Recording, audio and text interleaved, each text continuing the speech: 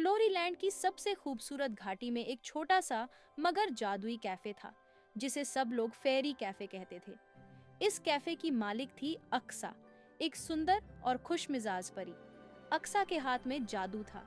वह सिर्फ cake, cupcake और मिठाइयाँ ही नहीं बनाती थी, बल्कि हर मिठाई में एक खास जादू शामिल होता।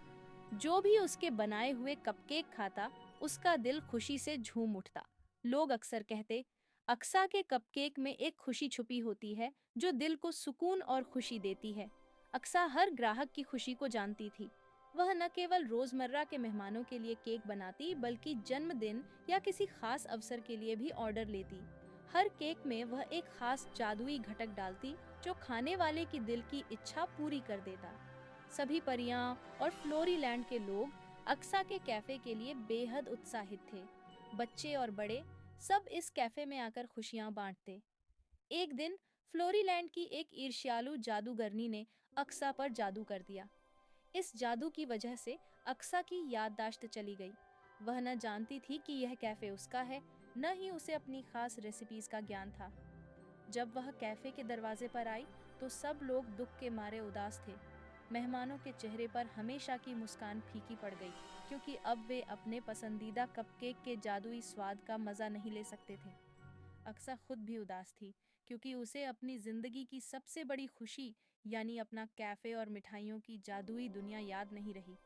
फ्लोरीलैंड के लोग हर जगह जाकर मदद मांगने लगे। सबने सोचा कि अक्सा की याददाश्त वापस लाई जाए। बच्चे और बड़े सब दुआ कर रहे थे कि उनकी प्यारी परी फिर से अपनी खुशियों की दुनिया में लौट आए।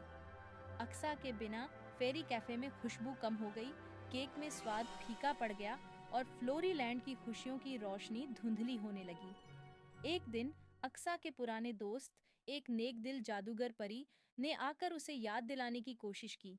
उसने अक्सा के पसंदीदा कपकेक में एक जादुई घटक डाला, जो न केवल खाने वाले के दिल को खुशी देता था, बल्कि अक्सा की यादें भी वापस ला देता था।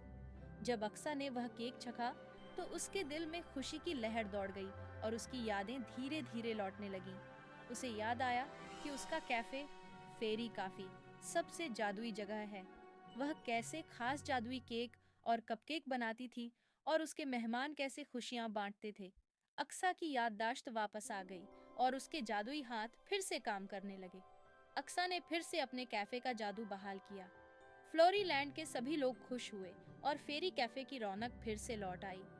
हर केक और हर कपकेक में वह जादू मौजूद था, जो दिल की इच्छाओं को पूरा करता था। अक्सा ने सबसे वादा किया, अब कभी कोई जादू मेरे कैफे या याददाश्त पर असर नहीं डालेगा और मैं हमेशा फ्लोरीलैंड के सभी लोगों को खुशियां बांटती रहूंगी।